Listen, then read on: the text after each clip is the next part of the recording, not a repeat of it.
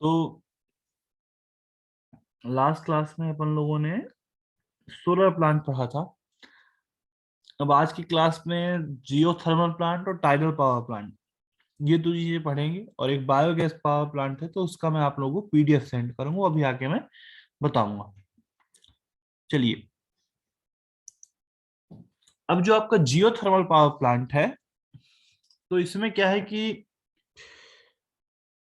जैसे हम लोग जानते हैं कि हमारे अर्थ की जो सरफेस है, जैसे बाहर का जो एटमॉस्फेयर है, जो बाहर का जो सरफेस है, उसका टेम्परेचर अकॉर्डिंग टू जैसा हमारा एटमॉस्फेयर रहा, गर्मी ठंडी बरसात जैसा रहा वैसा उसका टेम्परेचर रहता है। पर मैक्सिमम अपन लोगों ने देखा है, अगर अपने इंडिया में बात करें तो 45-47 तक जाता है। पर जैसे जैसे हम पृथ्वी के नीचे जाते हैं, जैसे पृथ्वी के नीचे जाते हैं, और ये भी हम जानते पढ़ा है हमने फिजिक्स में कि हमारा जो कोर है, जो पृथ्वी का कोर है, उसका तापमान क्या है, काफी ज्यादा है। वहां पे मेल्टल मेटल होते हैं, मतलब जो मेटल पिघल गए हैं, बहुत ही गर्म पिघले हुए मेटल्स होते हैं। तो वहां नीचे का तापमान ऑब्वियसली क्या है, काफी ज्यादा होगा। तो क्या होता है कि जैसे हम धरती के नीचे की तरफ जाते हैं, वैसे वैसे टेम्परेचर बढ़ता जाता है।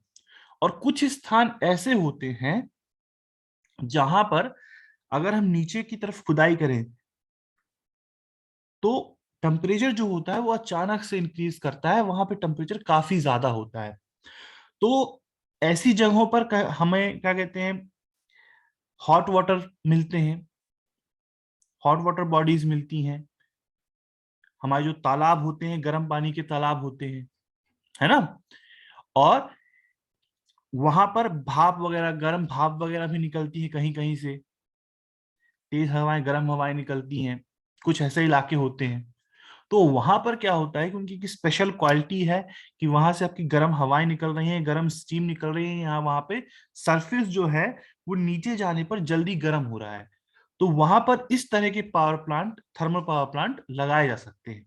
अब इसमें क्या होता है कि हम उस भूमि की उष्मा, अर्थ की उष्मा का उपयोग करके पानी को स्टीम में चेंज करते हैं, और उसी स्टीम के द्वारा हम स्टीम टरबाइन को ऑपरेट करते हैं। तो इसकी परिभाषा क्या होगी कि जियोथर्मल पावर प्लांट का उपयोग, जो पृथ्वी की ऊर्जा होती है, जो पृथ्वी के अंदर की थर्मल एनर्जी होती है, उसका उपयोग करके बिजली बनाई जाती है, वह हमारा जियोथर्मल पावर प्लांट कहलाएगा। वैसा प्लांट हमारा जियोथर्मल पावर प्लांट कहलाएगा। अब ये पावर प्लांट जो रहेंगे आपके, जैसे हमारे अदर प्लांट्स थे ना, फॉर एग्जांपल अभी आप आगे पढ़ोगे, स्टीम पावर प्लांट पढ़ोगे, न्यूक्लियर पावर प्लांट पढ़ेंगे, वैसे ही है। यहाँ पर हमने पानी को गर्म किया, पानी की जगह किसी अदर मटेरियल, अदर लिक्विड को भी गर्म कर सकते हैं, अदर मटेरियल को भी गर्म कर सकते हैं, जिसका जो स्टीम में चेंज होने का टेम्परेचर हो वो लो हो। डिपेंड करता है। पानी हमारा 100 डिग्री सेल्सियस पे उबल जाता है, स्टीम में चेंज हो जाता है। पर कभी कहीं कहीं ऐसा होता है, अभी एक इसी प्लांट का एक टाइप आएगा, कहीं कहीं ऐसा होता है कि जहां पर तापमान 100 डिग्री सेल्सियस ना पहुंच के 75-80 डिग्री सेल्सियस तक पहुंचे, तो वहां पे हम थोड़ा कम ऊष्मा, मतलब ऐसा पदार्थ यूज करेंगे जो 80 या 75 में ही वाष्प में या स्टीम में चेंज हो जाए। तो ऐसे में हम उसका उपयोग करते हैं स्टीम जनरेट करने के लिए। अभी आगे जब वो प्लांट आएगा तब मैं आपको आगे और समझाऊंगा। चलिए, ये तो इसकी परिभाषा हो गई। अब जियोथर्मल एनर्जी होती क्या है, जैसा हम जानते हैं कि जो हमारा इनर कोर होता है उसका टेम्परेचर क्या है, काफी ज्यादा है।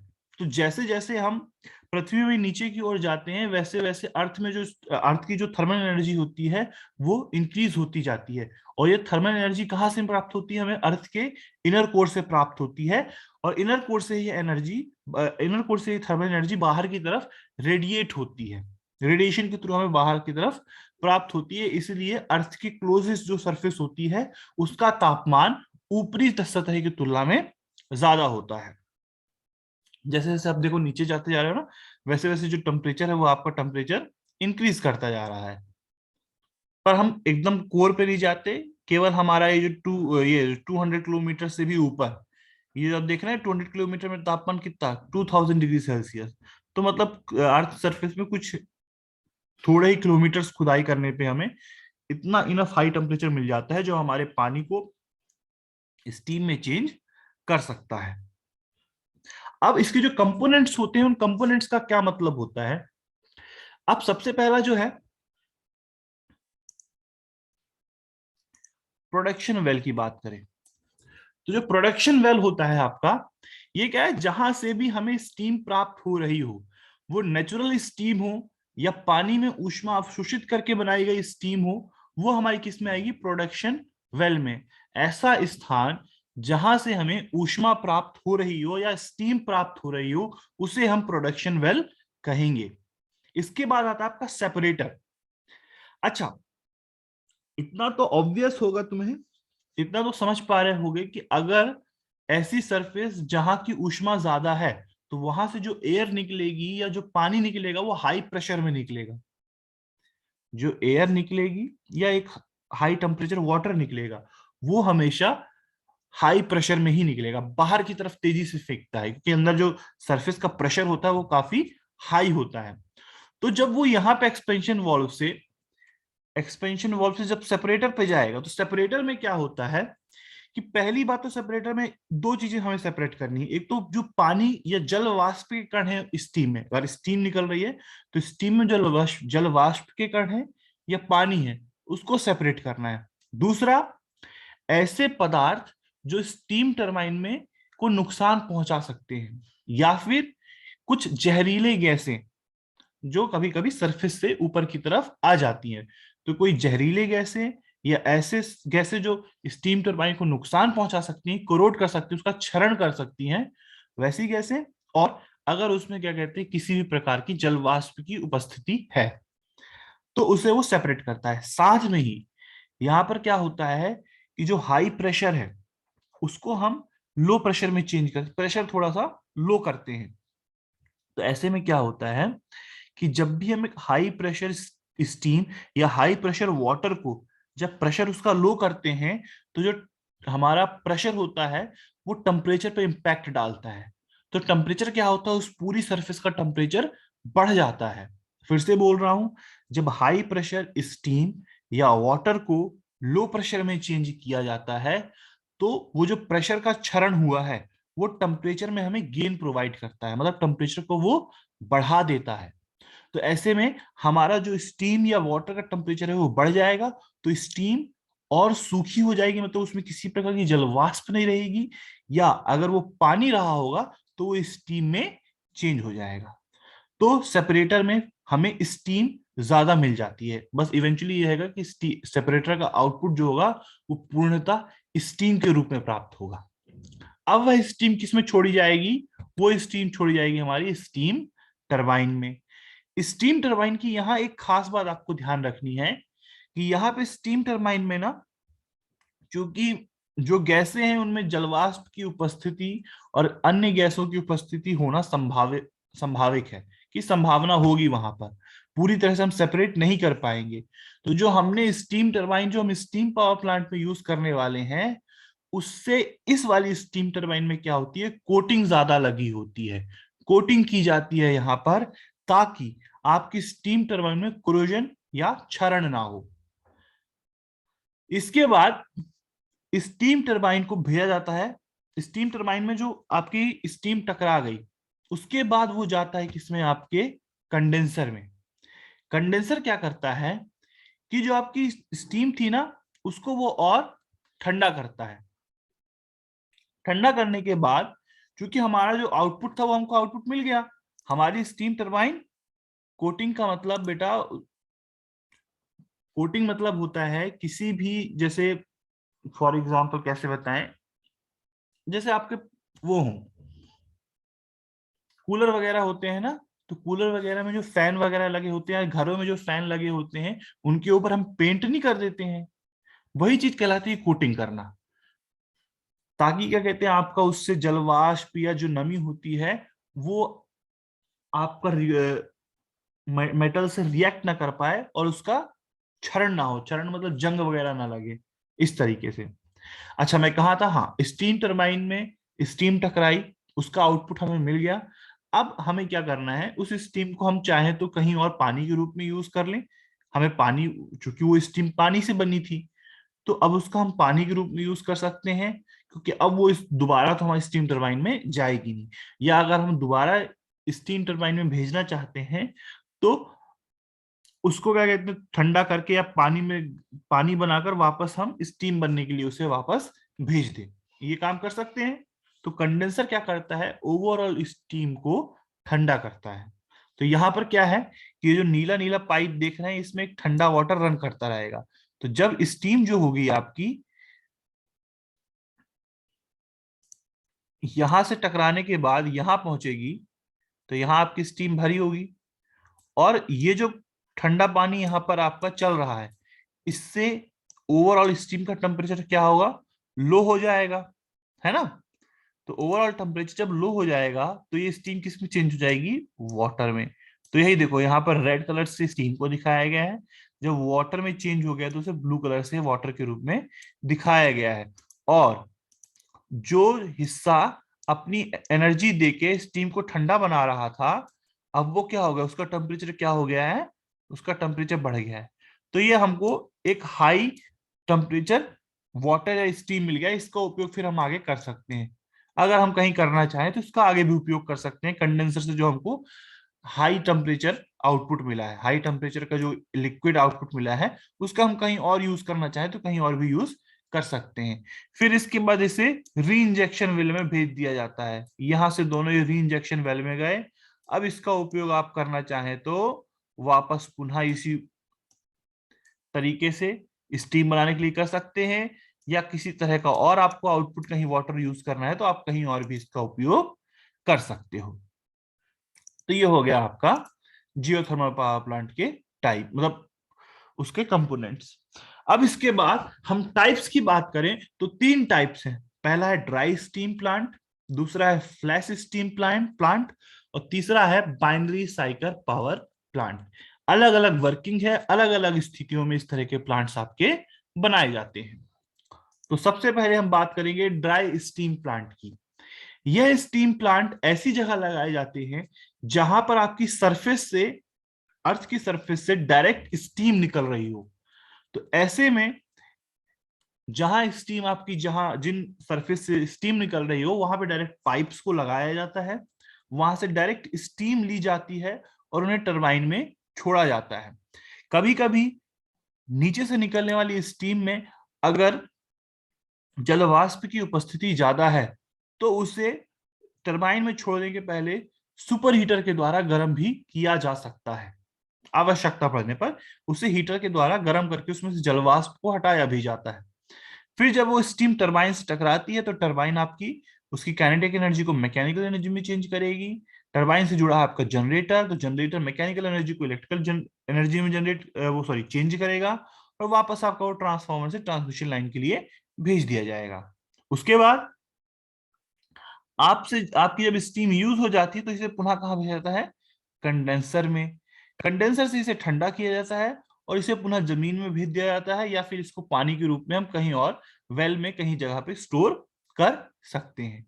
दैट डिपेंड्स अपॉन अस कि हम कैसा इसको यूज करना चाहते हैं।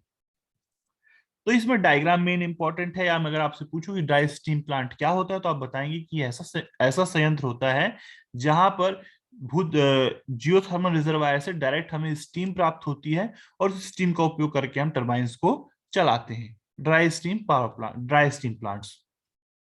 इसका नेक्स्ट है आपका फ्लैश स्टीम प्लांट।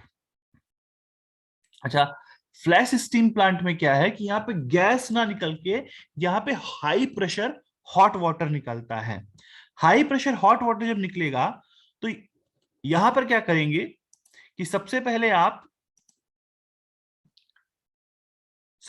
इसको सेपरेटर में भेजेंगे। सेपरेटर में क्या होता है कि चूंकि हमने इसका प्रेशर क्या किया, हाई से लो किया, तो हाई से लो करेंगे तो ऑब्वियस सी बात है कि जो हमको इनपुट प्राप्त हुआ है प्रोडक्शन वेल से उसका टेम्परेचर क्या होगा, हाई होगा।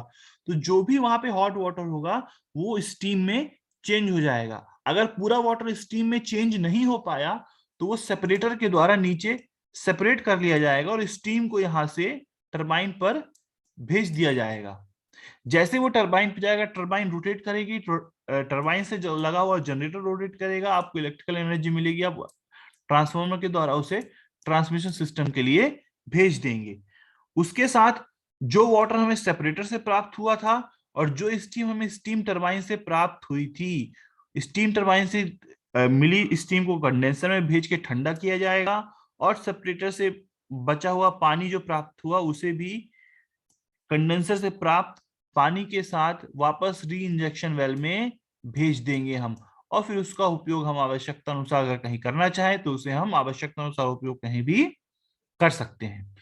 इसमें एक डाउट आया है कि इसमें कौन सा जनरेटर लगा होता है, तो जनरेटर बेटा इसमें अल्टरनेटर लगाते हैं हम। अल्टरनेटर लगा सकते हो आप। वैसे अल्टरनेट सिंक्रोनस जनरेटर मोस्टली हर पावर प्लांट में हम सिंक्रोनस जनरेटर ही यूज करेंगे।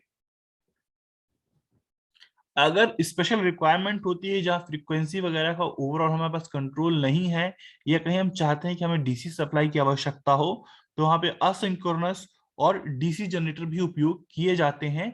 पर जब तक कोई आपसे स्पेसिफिक कंडीशंस ना बोले तब तक आपको हमेशा जनरेटर को आपको सिंक्रोनस जनरेटर या जिसे हम अल्टरनेटर भी कहते हैं वही आपको अज्यूम करना है हमेशा, जब तक आपसे कोई स्पेशल एक्सटर्नल कंडीशंस आपको नहीं बताता है। इसके बाद है बाइनरी साइकिल पावर प्लांट। अब इसमें क्या है कि इसमें पानी का जो टेम्परेचर होता है वो इनफ हाई नहीं होता कि उसे हम सेपरेटर के द्वारा स्टीम में चेंज कर सके। तो यहां पर क्या करते हैं, एक दूसरा लिक्विड लेते हैं जिसका जो steam to sorry liquid to steam में चेंज होने का टेम्परेचर वो आपका क्या हो, कम हुआ, जैसे क्वथनांक बोलते हैं अपन, बॉइलिंग पॉइंट बोल सकते हैं, उसका बॉइलिंग पॉइंट पानी की तुलना में लो हो। तो अब क्या करते हैं कि यहां पर एक हीट एक्सचेंजर लगाते हैं। अभी हीट एक्सचेंजर में क्या होगा कि यहां से हमारा वाटर गया, हॉट वाटर 75 55 65 जितना उसका टेम्परेचर होगा यहाँ गया हमारा। अब उसने अपनी हीट कहाँ ट्रांस, यहाँ पे ये एक सेपरेटर होगा, मतलब एक सेपरेट करने के लिए हिस्सा लगा होगा, पर ये हीट को ट्रांसफर करेगा, हीट एक्सचेंज कर देगा। यहाँ पर अपनी हीट किसको दे देगा, यहाँ पर जो भी हमारा अनदर लिक्विड जो भी अनदर पदार्थ होगा उसको अपनी हीट देगा। तो ये क्या होगा, इसका क्वथनांक कम होगा, इसका बॉइलिंग पॉइंट कम होगा। तो ये जैसे ही हीट एब्जॉर्व करेगा वैसे हीट एब्जॉर्व करके किसमें चेंज हो जाएगा, लिक्विड में, सॉरी सॉरी गैस में चेंज हो जाएगा।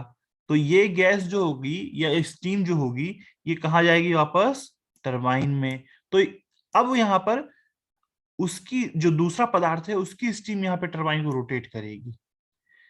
नॉर्मली यहाँ पे पेंटेन या ब्यूटेन का उपयोग करते हैं क्योंकि इनका जो क्वथनांक होता है, इनका जो बॉइलिंग पॉइंट होता है वो कम होता है, 100 डिग्री सेल्सियस से कम होता है। तो ये पानी से ऊष्मा को अवशोषित कर कर द्रव से गैस में चेंज हो जाते हैं या स्टीम में चेंज हो जाते हैं।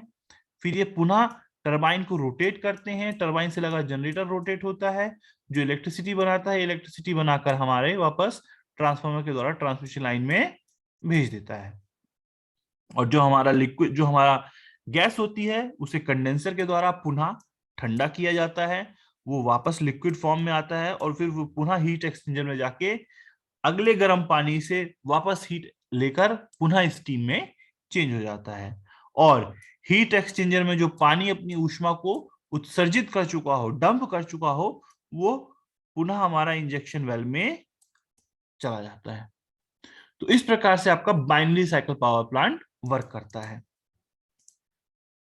अब इसके एडवांटेज और डिसएडवांटेज क्या है, नॉर्मल चीजें हैं, कोई ऐसा खास नहीं है। हम लोग ये एडवांटेज डिसएडवांटेज पहले भी देख चुके हैं अदर रिन्यूएबल एनर्जी सोर्सेज के लिए। तो पहला एडवांटेज है कि चूंकि आपका ये रिन्यूएबल एनर्जी सोर्स है तो एक आपका इन्वायरमेंटल फ्रेंडली है other fuel gases fuel source की तुलना में। अगला एडवांटेज है रिन्यूएबल एनर्जी सोर्स है तो ज्यादा समय तक चलेगा। तीसरा है इसके जो सोर्सेज हैं वो जैसे जैसे लगातार रिसर्च हो रही है और इंडस्ट्री डेवलपमेंट हो रही है वैसे वैसे इसके जो उपयोग करने के लिए मतलब ऐसा कह लीजिए कि उपयोग करने की क्षमता या इफिशियंसी लगातार बढ़ती जा रही है। हमको लगातार जियोथर्मल पावर प्लांट में और एनर्जी को कैसे निकाला जाए, कैसे उससे हम और ज्यादा एनर्जी प्राप्त कर सकते हैं, उसकी मात्रा बढ़ती जा रही है। चौथा, सस्टेनेबल सोर्स ऑफ एनर्जी है, मतलब कि इसका उपयोग केवल ऊर्जा उत्पादन में नहीं, इसका उपयोग अदर कार्यों में भी किया जा सकता है। पांचवा, नो फ्यूल रिक्वायरमेंट, मतलब इसके उपयोग के लिए किसी प्रकार की फ्यूल की रिक्वायरमेंट नहीं होती है। अब इसका नेक्स्ट डिसएडवांटेज अगर हम देखें तो geothermal energy only available at specific location. जैसा मैंने बताया कि ये स्थान से रिलेटेड, मतलब लिमिटेशन है इसकी कि किसी विशेष स्थानों पर ही ऐसे प्लांट्स लगाए जा सकते हैं, हर जगह ऐसे प्लांट नहीं लगाए जा सकते। अब इसमें क्या, gases are released into the atmosphere during digging. जैसा मैंने बताया था कि कभी कभी हमारी सरफेस से जहरीले गैसेस भी निकलती हैं, तो वो गैसेस हमारे एटमॉस्फेयर पे आ जाती हैं। तीसरा, geothermal energy runs the risk of triggering earthquake.